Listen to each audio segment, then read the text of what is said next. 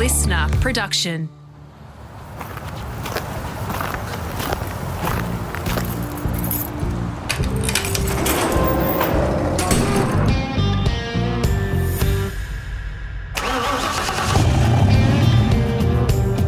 I'm automotive commentator and journalist Greg Rust, and this is Rusty's Garage.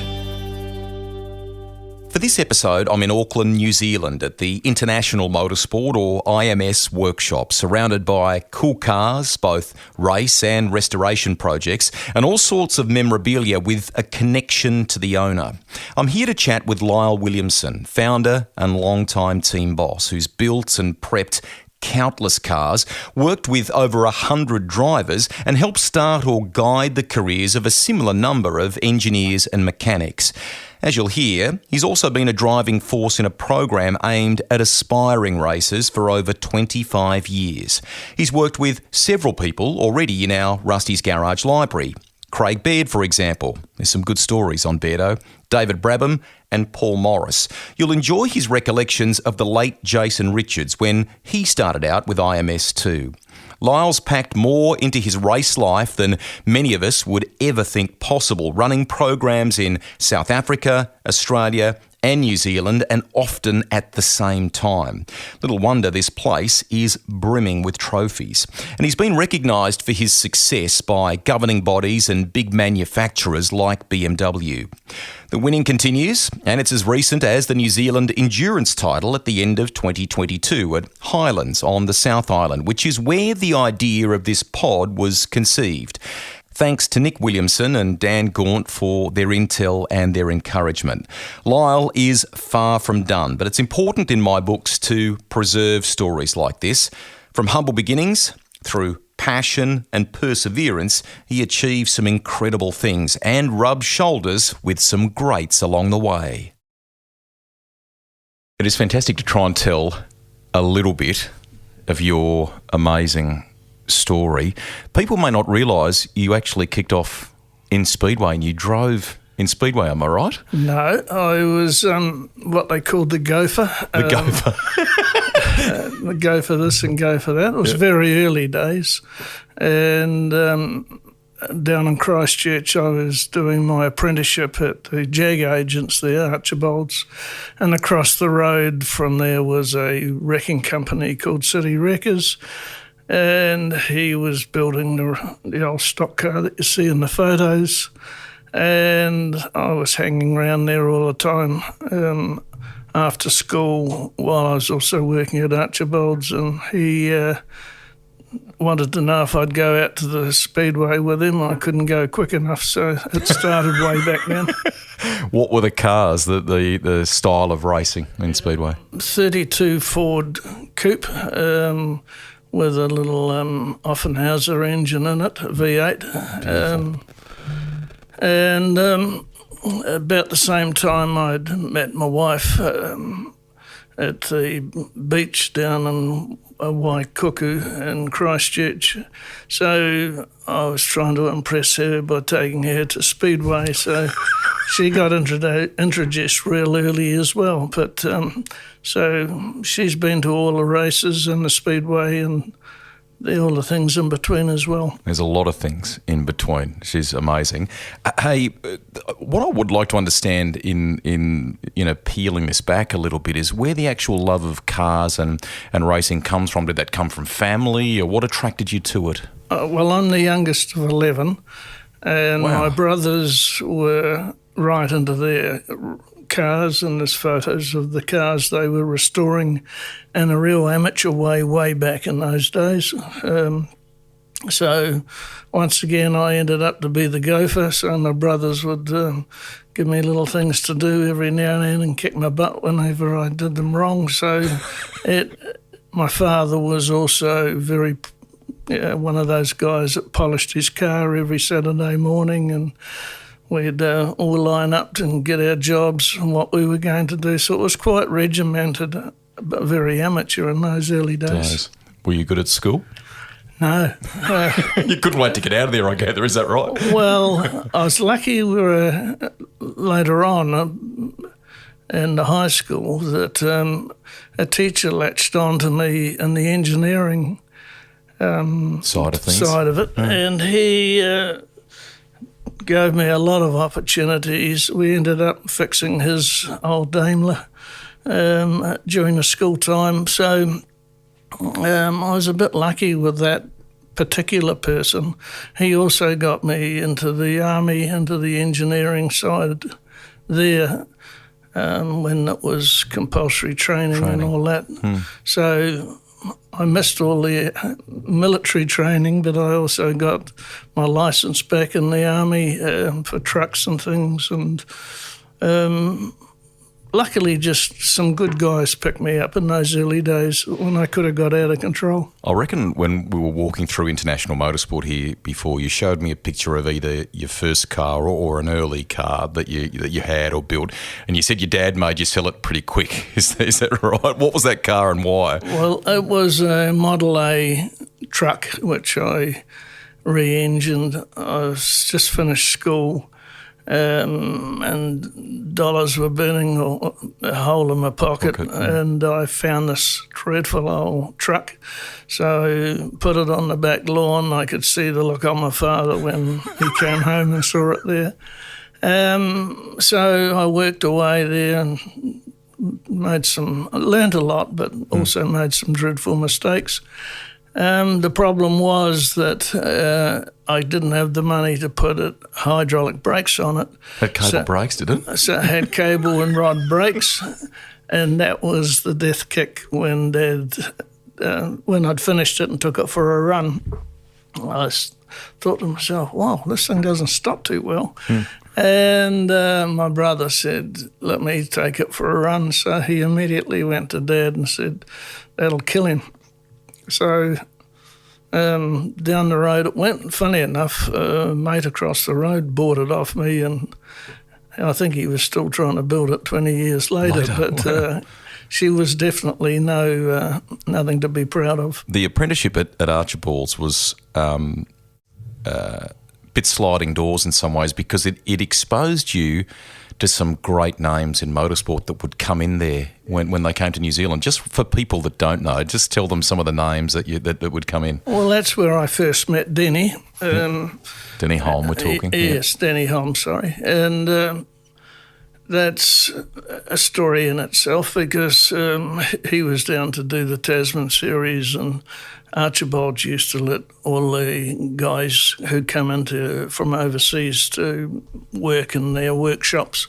So after work I was hanging around hoping that I could talk or say something intelligent, which I didn't. Were you nervous around them or not? No, I wasn't, because I didn't really understand in those early days how lucky we were to have them just sitting there. Bruce McLaren was there. Nice. There's some photos in the boxes over there of how casual it all was. Yeah. But in the end, Denny said to me, you want a job, kid? And so I said, yes. So he said, right, take these wheels out into the steam cleaning bay and clean them. So I did that, and made proud as punch, brought them back.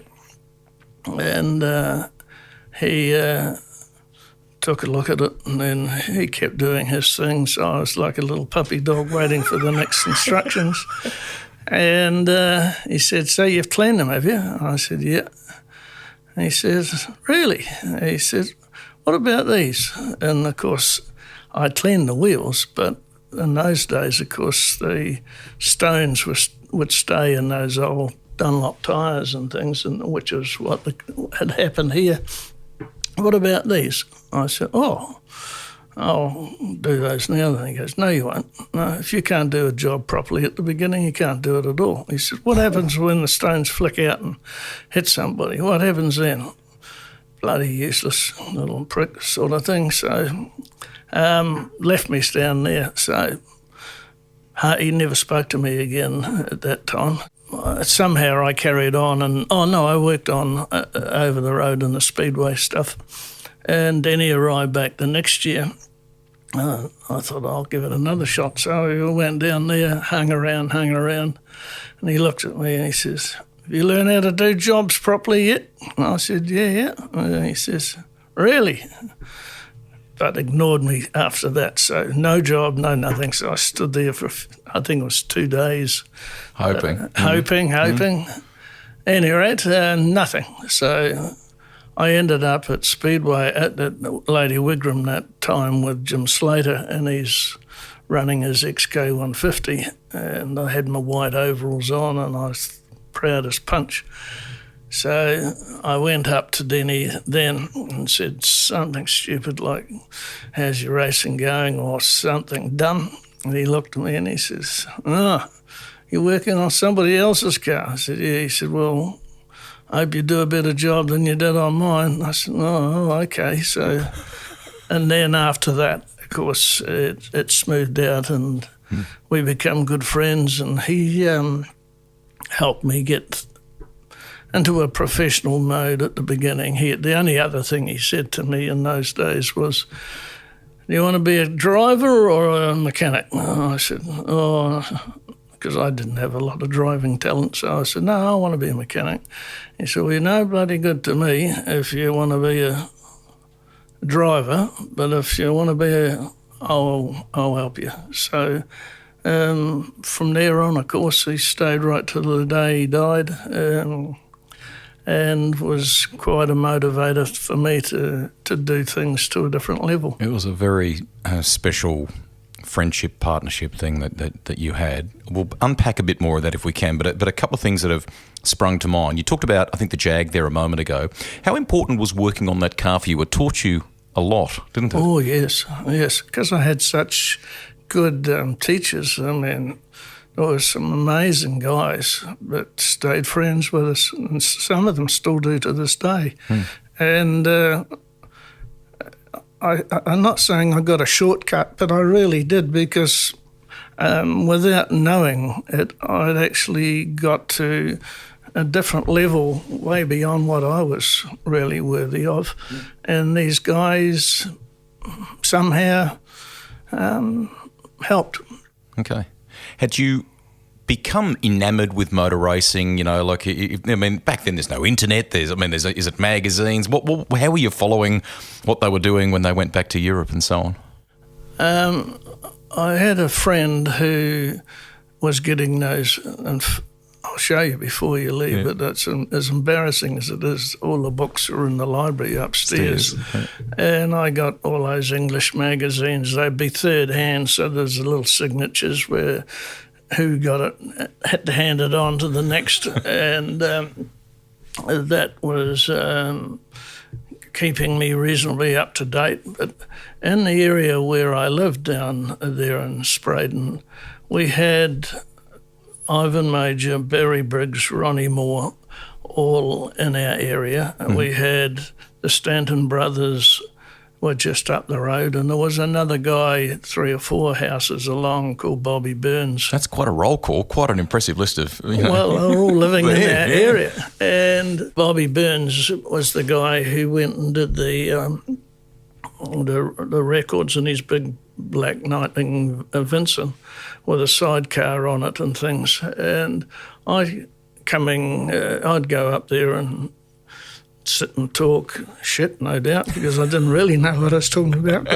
But they were all very good. But they were all just in our area. So I didn't know there was anything different, really. They called him the Bear. Yeah. What was he like, Denny Hulme? Well, Denny had that side to him, but there was a lot of things people didn't know about Denny, and of course his dad, Clive, and it was a very tough upbringing for Denny. And Clive had been through the war, and with Charles Upham, the guy who got the VC, and Denny, once he got to know you, and I did a lot of travelling with him, and there would only be the two of us in the car, and he'd tell these amazing stories of how before he could go to school, he'd get in his old Austin J truck and go down and shovel the sand into the back of the truck, and and then after school go and take it home. And he said every now and again the axle would break because it was so too heavily heavy. laden. Wow. And when he got home, Clive would, I don't want to go exactly what happened from there, but it was Tough. unbelievably tough. So he stayed at our home with Joy and I. He knew Joy. Denny, once when he lost his son, Denny changed as a person. He just couldn't deal with that. And he knew we'd lost our son. And he struggled with all that. And Greta was trying to manage things with him. And it wasn't an easy run then, but once he got near a race circuit or he'd get anywhere near a car, of course he'd lighten up and he'd be okay. But in the dark hours when he was by himself, he loved his stationary engines and his old traction engines, and he'd just sit there for hours. And he was a world champion just playing with these little bits and pieces. And that's when he was quite at home with himself. But he was very good with me, and he got me the job, or he helped get the job in BMW. There was a lot of rivalry between Frank Gardner and Denny, and I, of course, went to Australia towards the end of Frank's running of BMW and took over the running of all that. And that was brought about through Denny opening the doors as well. You and I would actually cross paths in the late 90s for the first time with super touring back in the Diet Coke era, which we'll get to. Can we talk about a couple of stories in that period where you're with Denny and some of the legends would come down over summer? Nick reminded me that Graham Hill somewhere had a massive accident, I think, if I've got this story right, and the car ended up in the dunnies. Is that right? What happened there? In the shit? Well, it was a bit different from that. What happened was there was a habit back in those days at the end of the racing is you take your sponsor and that for a run around the track and things, and New Zealand was quite relaxed slack. About that. Yeah. And this particular time at Teretonga, it had been a wet meeting and there'd been some awful narrow escapes with the guys having a lose because the surface wasn't all that drained and all the rest of it. At any rate, Faye's taken the boss of BOAC around the circuit, and he somehow just gave it a little blip in the S's, but it was enough, and of course the car bit and took off. It went down the bank, up through the fence, and cleaned out the old style dunnies that were sitting there. And everyone was, it's okay, and pushing the car, and there was a few red faces. And then somebody said, "Hey, is somebody in there?" And they opened the door, and here was Jimmy Clark. Oh, Jimmy Clark. And Jimmy was a very dapper little man and didn't like being untidy in any shape or form, and he was covered all down his legs. But it all got hushed up because, although he did mention it in one of his books, but he doesn't actually say what I've just told you. But it was, he'd had an interesting incident down in Teretonga, and he loved going to New Zealand, blah blah blah. But the interesting things were getting cleaned out while he was using the dunny. Crazy. We'll come back to Denny in a second and spend a bit more time on him if we can. But let's go with some of your impressions of these absolute legends. So cool that they would come to this part of the world over the summer. I mean, Jimmy is still now with a lot of people, held in that same stature as like an Ayrton Senna, or just what was it like? Well, it was. He was just in the car bay right next to us, and because I could go and talk to the mechanics and the other guys, they were just there. They weren't anything special. Special, yeah. What was he like as a driver, though? Because, I mean, he was a special driver, wasn't he? He was, and he was a cut above the rest. But Bruce was there with Pop McLaren, and there's some lovely photos back in the Archibald days before they built the new place.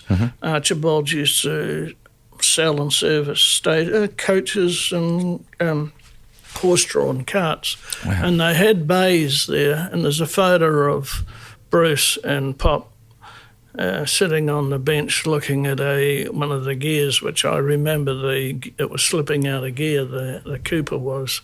And I could just wander in and have a chat and talk with them, and because I didn't really feel anything that I was doing anything wrong, they were as good as gold. They knew my name. Excellent. And luckily, most probably the word had got round, don't get him to clean any tyres because he's bloody useless. But no, I just knew around the pits areas there that I was welcome. I was never told to bugger off, but later on, of course, as I started running reasonable cars, it was a lot easier. Yep. Let's bounce through a couple of other names. Sir Sterling Moss.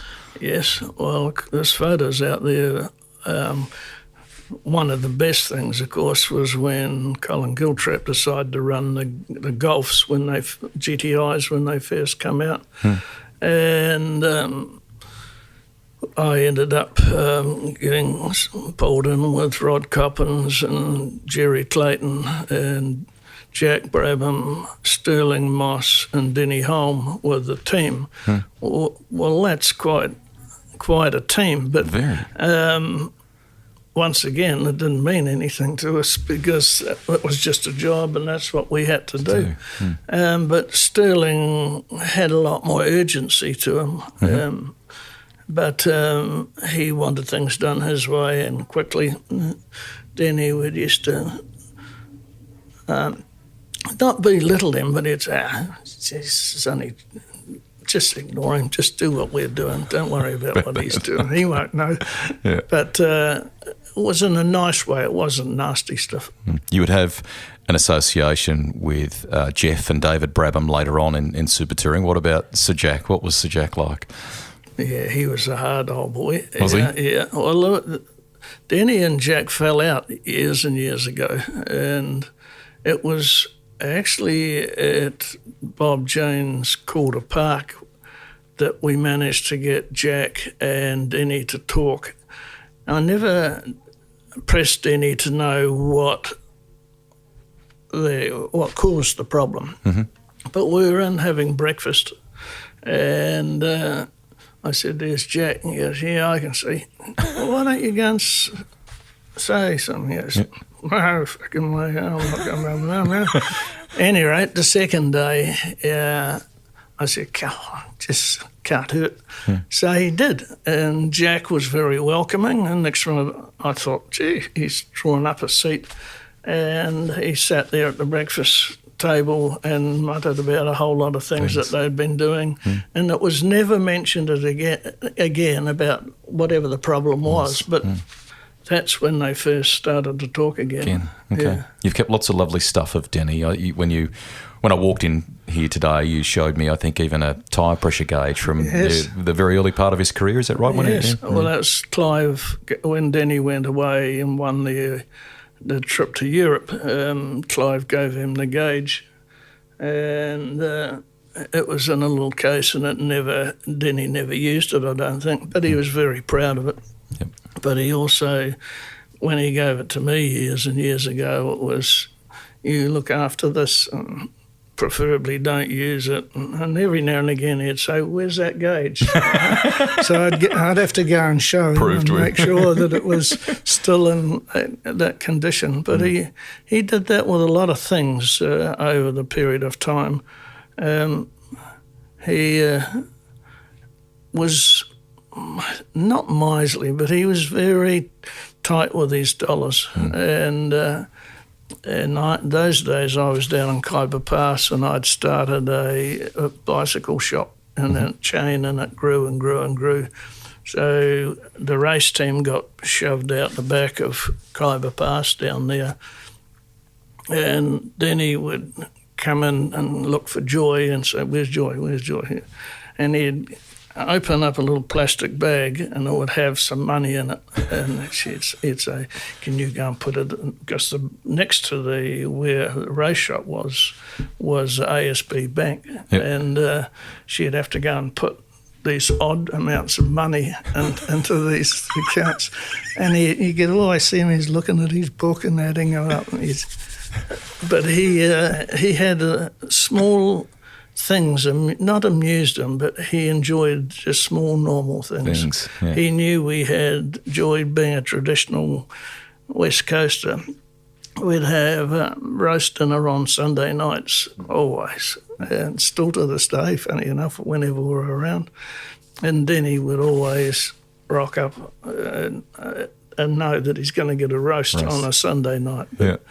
At that stage, his life was still being difficult. He hadn't settled down again, but he was always welcome around us. What was he like as a driver? Because, I mean... Yes, he was so, not brutal, but he just did it with it all being so easy, and he'd be chatting to you. And he just smooth. He knew the car. He knew what he needed from it.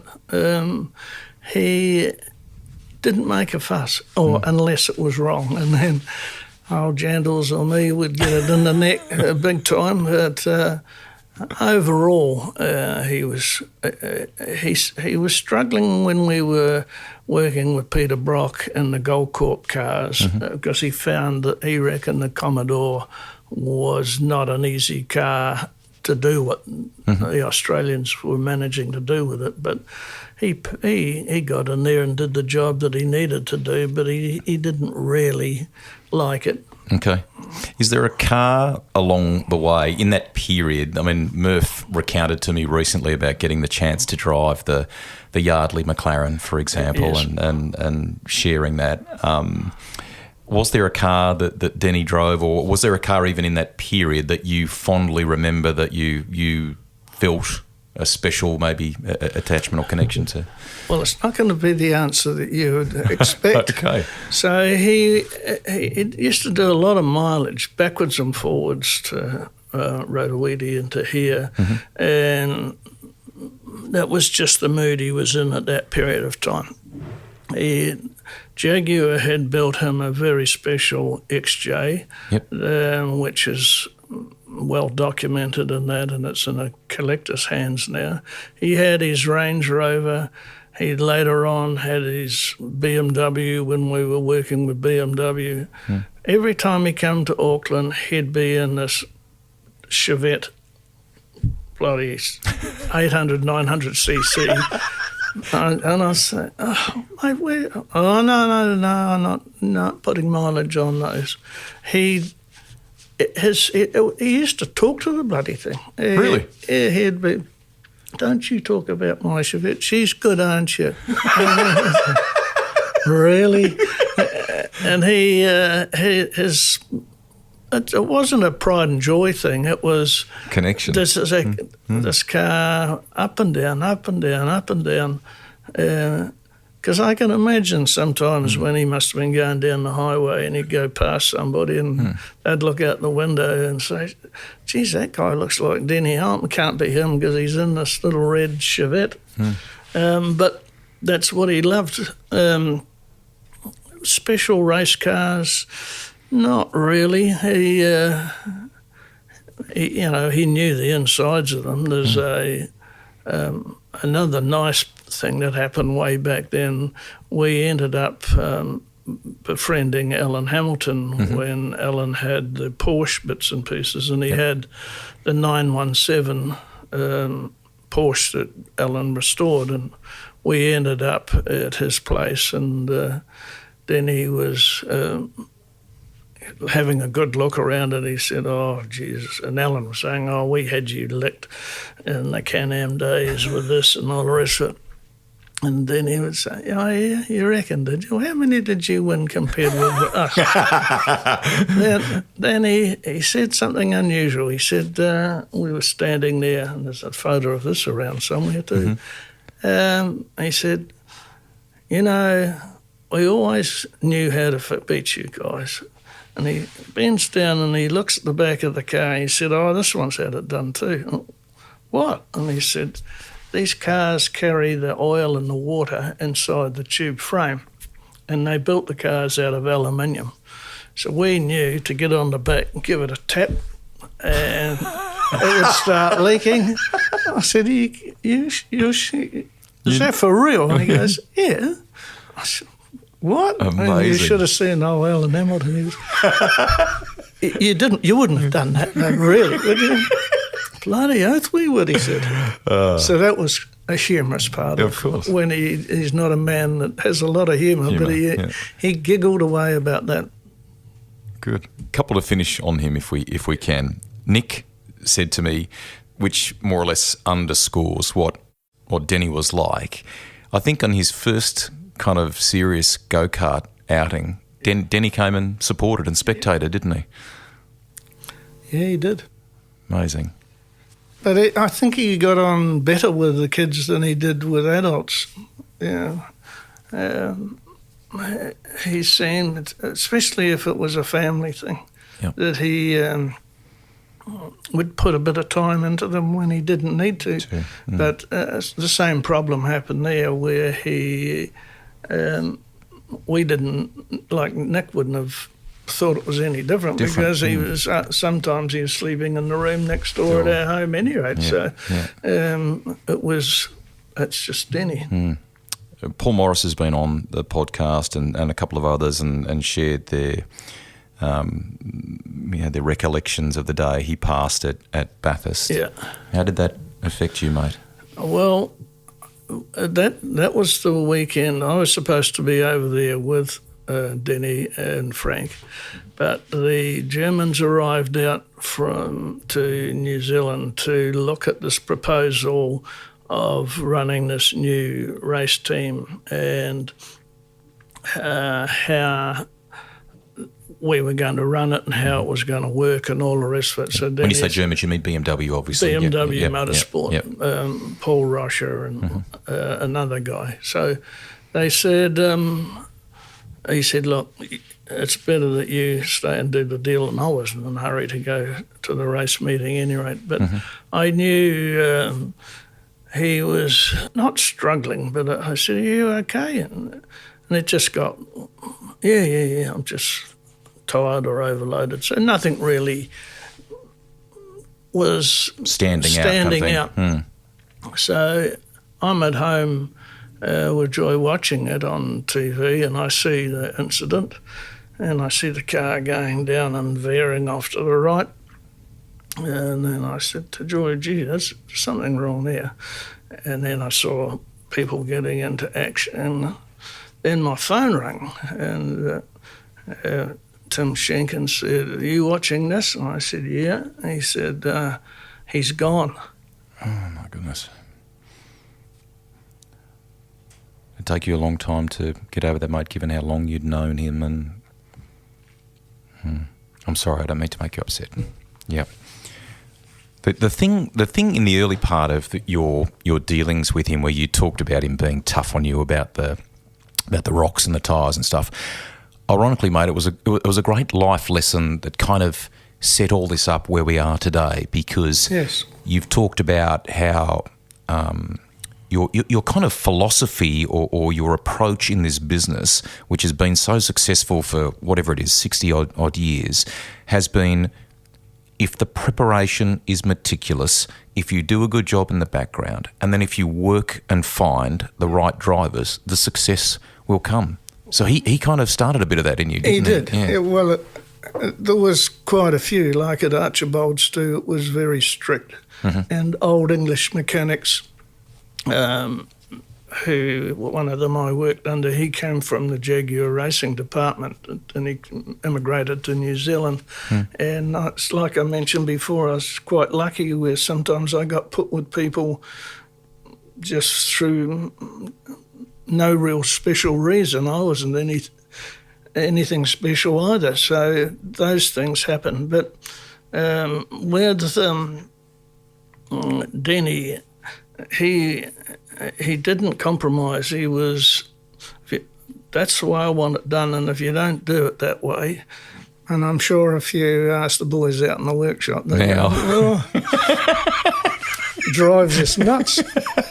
But that's just my way. And, you know, I've had over, in the records there's about 120 odd mechanics who have been through here and worked with me, because we've had some big teams over the period of time where, so a lot of them now you see overseas working, all had their beginnings way back in those early days with IMS. And the same as the amount of drivers that we've had, like that's over 100 drivers. And then I got involved with the Motorsport New Zealand's Academy, and I'm one of the founders of that. So I've been with that for 22 years now, and that's also at about 100 and something odd. So I've had quite a lot of people work under my influence and work in the team and still stay friends to this day. Yeah. And I must admit I get more enjoyment out of that than I do out of watching the young ones coming up. Do you?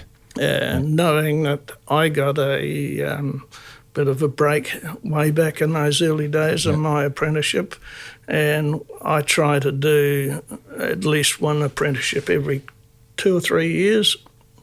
We're just changing over now, as I mentioned. Amazing. We're Connor Adams, we've had in the Toyota 86s and in the Porsches. Yeah.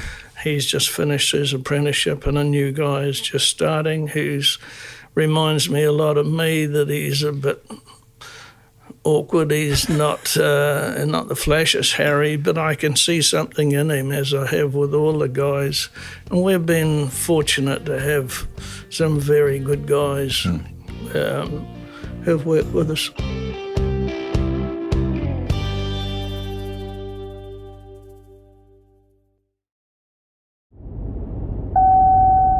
Hi there, could I just give you a bit of direction? If you are getting plenty out of this chat, you have to head into the garage and take a listen to Rusty's sit down with another successful team owner in Ross Stone. My question is a little bit loaded here, okay? I'm probably talking a bit out of school, but Anna told me on the quiet she can remember driving home on the Monday, families in the car, and you turned around and you said, we're going to make it. We're going to make it. Yeah, well, it was hard because there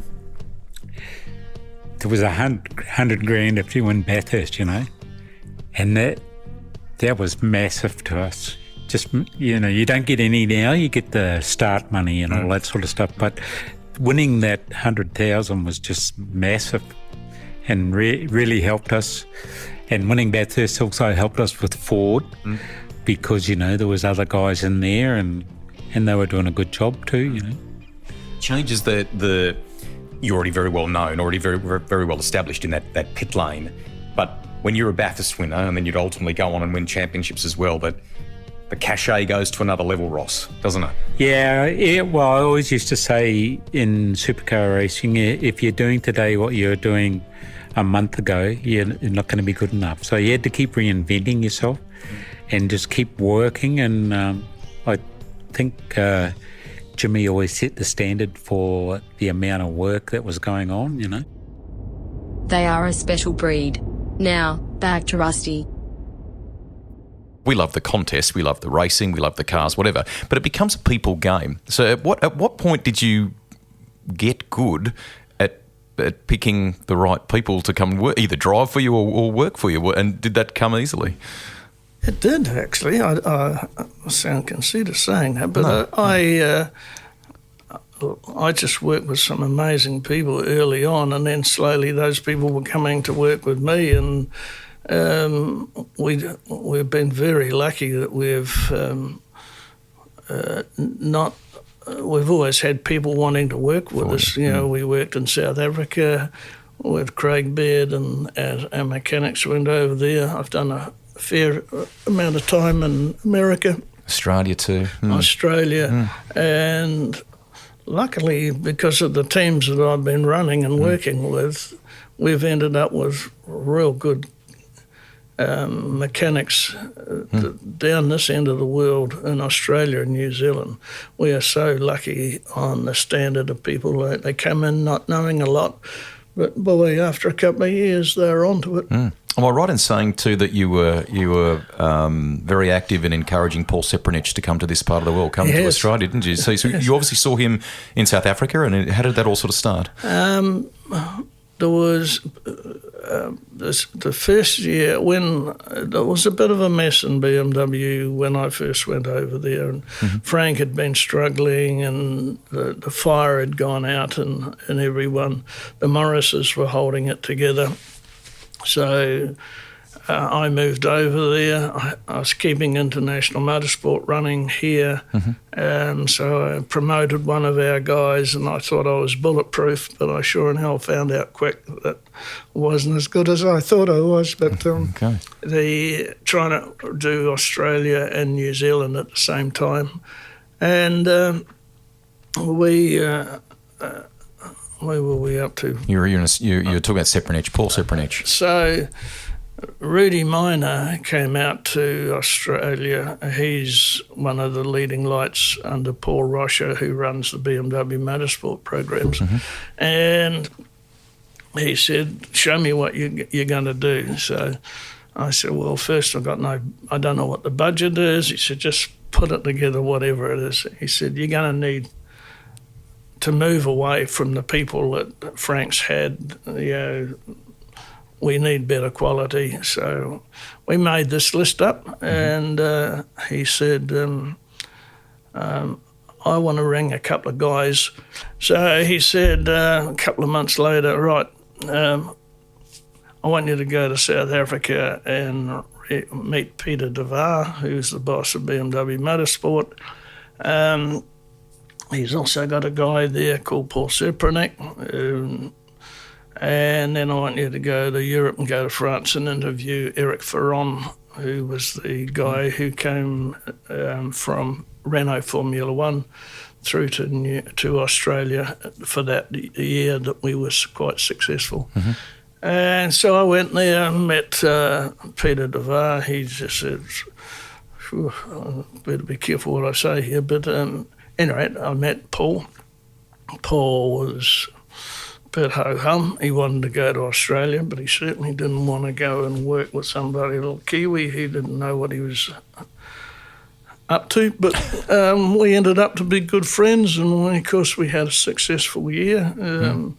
Eric Ferron and Paul didn't get on that well, so Eric didn't renew his contract for the following year, where Paul was on a mission. He wanted to use that as a stepping stone, and he was always going to go to greater things. He knew where he was heading. But back then, of course, the Diet Coke BMW team was starting to mould into a very, very good team. In fact, Australia, as you know, was struggling to allow the 2 litres run against the V8s and all the rest of it. So I got sent to Japan to have a look about going to set up a BMW motorsport race team as we had in Australia over there. But at that stage, Joy was looking at me sideways, and you were already busy enough. New Zealand was struggling, so luckily I didn't go ahead with it, and I think it was 2 seasons later they closed that down too, so I'm pleased I didn't.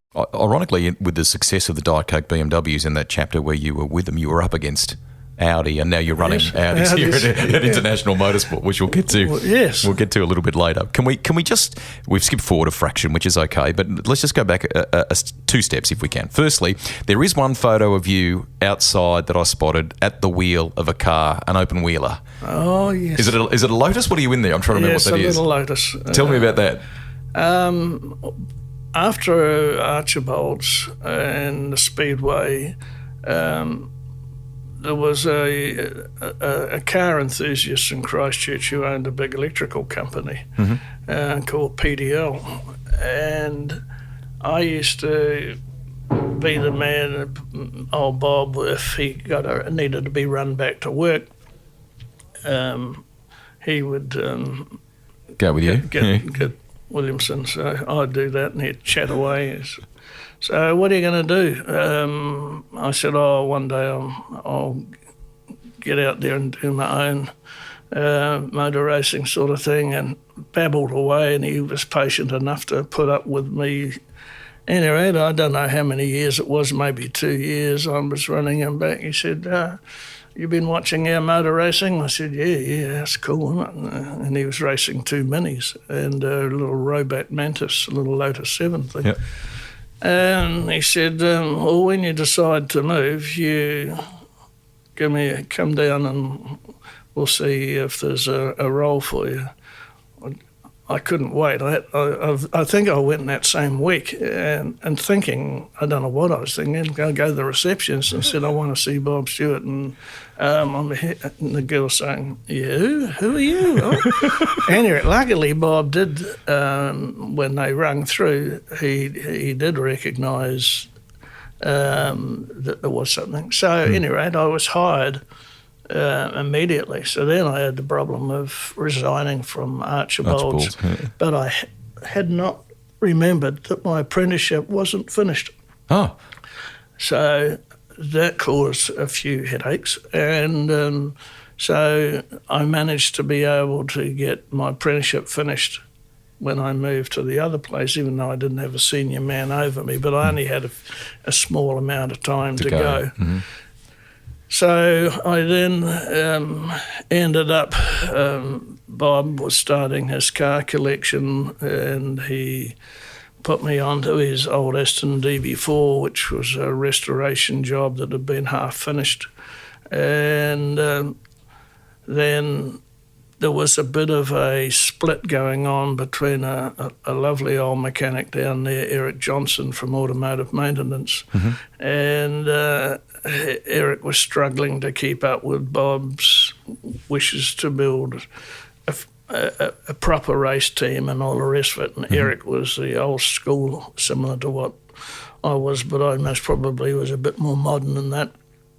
So I did the last couple of races with Eric and the minis, and then with the instructions from Bob, sell the minis, we're going to go to V8s. And that was when my life really started to take off. So Clyde Collins, who we lost just a few months ago, he was the driver in those days, along with Robert Stewart, who was Boss's son.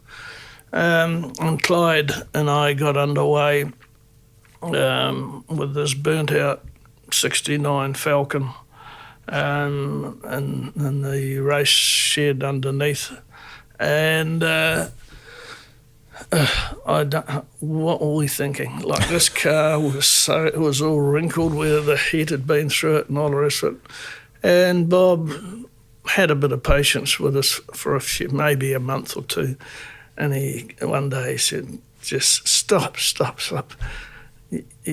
What are you guys thinking? And we said, well, this is all we can afford to do. So at any rate, he went upstairs, and I think he said over the many years later, he thought he would just pick up the phone and ring Ford Motor Company. So the boss then was Ren Penny, and he said, I want to do this. And Ren said, oh, okay, you know how you're doing it all? Yeah. So one day I was told to wear tidy clothes and all the rest of it. We go down to Hutchison Motors, and he knew Bob Stewart was direct and to the point, and said, right, what do you want? Well, Bob said, I want XW Falcon, and I want, you can have your name on it, and it's going to have PDL, and but you're going to give it to me in blah, blah, blah. And I ran and said, I don't know about that. But, of course, Ford did give us the car in the end, and we went on and built that overweight Falcon, run it for a couple of years, but knew we couldn't beat the Mustangs. Yeah. And the Mustang to beat was Paul Fahey, who had a 70 Boss Mustang with all the Bud Moore stuff on it. And it was speeding up in those days because Bob wanted to get faster and get better results. So it ended up the very short time that we were owned the Mustang of Fahey's. Yeah. A lot of people don't know the next part that I'm going to tell you, but Paul wasn't fussed about me being there. He wanted Ray Stone, who was a very good mechanic in running his cars in those days. And Bob said, no, he's staying and we're running it, sort of thing. So I go to Bay Park to pick it up, and we picked immediately when I got there. There was a lot of animosity between Jack Naser and Paul, and there'd been a bit of contact and things like that. And it was race 2. And there's a big puff of smoke, and the Mustang stops, and it tows back into the pits, and I said, geez, well, what's going on now? And they said, I don't know. Well, it's okay, it's just something small. So I had a look around it, and I could see there was a hole in the block. Whew. And it had one of the very special engine called a J block, which was when they put the 377 engines in the GT40s, they made these J blocks, and it had a hole through it. So I have to ring Bob Stewart to tell him that the money's ready to be transferred and all the rest of it. So I ring Bob. Hey, what's it like? Yeah, he's so enthusiastic. I said, we got a bit of a problem. He goes, like what? I said, he's blowing the engine. He's what? Oh, no, don't, just come home.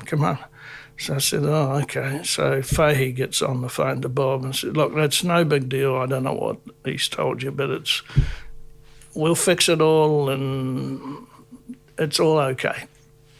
Well, of course, it never was okay, and while there's a lot of versions of how PDL or how Bob and Fahey fell out. That's the reason why they fell out, is because in the season and a bit that Paul drove for us, he never fixed the engine and we never saw the engine again. We found out years later it got taken to America and repaired, and it was so valuable that it was used in a GT40. Wow. So the reason why there was a lot of problems back then was because the day we got the car, we had a blown engine in it, and it took a while. We then had to do our own engine, and Murray Bunn from Auckland, he was helping us, and he was saying, mate, you're not going to get this GT40 engine back. And what it was is one of the little heavy steel weights that go in the crank came out and got caught between the block and the crankshaft as it spun round and just punched a hole out the side of it. I want to break into the conversation for just a moment. Lyall's made a bit of a revelation here. As always with Rusty's Garage, it's the guest in their words, but I'm also a huge believer in balance, and Paul isn't here to offer his version of events, so we need to keep that in mind. His opinion may be different. He's a legend who's carved a special place in the history books with his achievements in saloon cars in New Zealand in the 60s and early 70s. So perhaps read the book Lyall refers to and then consider his recollections that we've just shared and then form your own view. Now, let's get back to the conversation. The other thing that happened back then is Paul insisted that he wanted Ray Stone to work with us for the first few meetings, and Bob wasn't having a bar of that. But at the same time, Joe Wright, who was Graham McRae's mechanic, was floating a bit, waiting to go back to the Formula 5000 series in America, and he didn't have a job. So I liked Joe because he was an unbelievably casual, real clever Kiwi mechanic. Mm-hmm. So he did the season with us, and some of the season with us before he went back. And there was the stories in the Fahey book that we didn't know how to do the setups and anything like that. Well, none of that was true. All it was is that we'd been force-fed the wrong tyres and we were struggling to run the car as fast as had run the season before, because we had been fitted and using tyres that weren't designed to do New Zealand and all the rest of it. And Joe Chamberlain, the old Camaro guy who was out from the States, Bob Stewart somehow was chatting away to him, and Chamberlain came down and had a look at the car, and that car's a cracker of a car. So what? Oh, hang on, what are you doing with those tyres? Well, that's what we were told. And of course, Bob, being the man that he was, he immediately hit Fahey up and said, "You fitted me." And it was a very, it's the only time in my life I've really had quite a difficult relationship, and it wasn't nice working there. We were trying to do well, but it was a nasty part of life.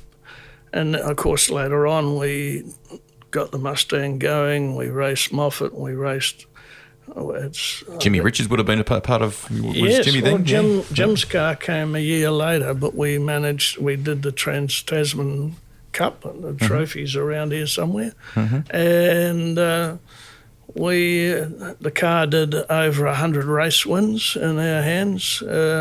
Each year we prided ourselves on wanting to go faster, which I teach these guys here. No point in doing the same lap times you did last year. You got to inch ahead. So that was quite a your drivers back then, was it Leo Leonard? I'm trying to remember who was who. Graham Baker came first. He was driving a Formula Ford, and Bucky and I go way back along with Clyde Collins. And then Dave Baker came on board to drive that car. Leo, of course, we went to Australia with that, and then we decided that we would build Mustang 2. And once again, thought we were bulletproof and soon found out we weren't, but the car was built to a high level and still is to this day, but that's all New Zealand built. It's been hacked around a few times lately, but the original car was a cracker of a car, and there was 3 real good mechanics, fabricators back in those days, who made that car. Yeah. Cheeky Andy McElroy sent me a message and said you didn't give his dad a Guernsey. Is that right? Is that right? He just sent me something this morning, and I said, good to see your success, and I've known the family. Rod, we used to race against his dad. I said, your dad would be so proud of you. And he said, yeah, but you're the one that taught us how to cheat. Oh, is that what he said? Yeah. And I said, "Oh yeah, well, Cheeky. I thought you knew pretty well before you got to me, coming from Timaru." What did he say? He replied, "Yeah, there's more to be said." He said. Good steering. Hey, while we're in this phase, we raised Jimmy Richards a minute ago. Was there a little rally story involving you two that you can share? You and Jimmy. Have I got that right? Or a rally story involving you? I'm trying to remember. Did you go rallying at some point? How on earth did you find that out? Come on, share with it. I think what you might be talking about is I was in the Ashley Forest, and I knew Jim pretty well, and we were doing a little bit of rallying back in those days too. So standing with a few people, they were doing drives up through the Ashley Forest. And I don't know how you found that out. Anyway, he saw me there and he said, "Come on, get in." I said, No.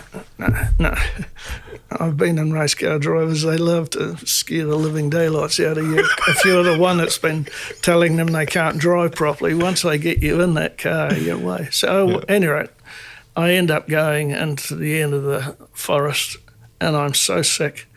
And I've changed colour, my hand's shaking, and we get there and of course, then you're going to have to go back out again. So I said, I get out of the car. He said, "Come on, we're going to go. Are you all right?" And I'm spewing. And I said, No, I'll walk. He goes, "Don't be fucking stupid. You can't walk." Anyway, he said, "I'll just go a little bit slower." And I said, he says, "I won't tell anyone." I said, "Oh, yeah, right, yeah." So he goes faster going back out because I had to wait till all the cars come up and then they wait and send them back out again. Mm-hmm. He gets out of the car and some of our race team people are there. And, of course, he's cracking up and saying, "You can't smell him, he's been spewing all over the show." So that's what happened.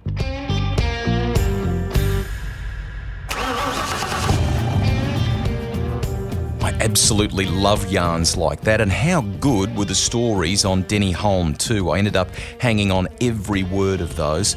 Don't forget, Jimmy Richards is in our library too. If you haven't heard that one, I hope you find the time when you've finished this episode. That's the end of part 1 of my pod with respected team owner Lyall Williamson. There's lots of great stuff still to come. Part 2 is all loaded up and ready for you to hit the gas on right now. From a cheeky Craig Baird who basically wore him down to a young Jason Richards who was equally determined to drive for IMS. And the high-stakes Bathurst drama that was both a win and a loss in equal measure.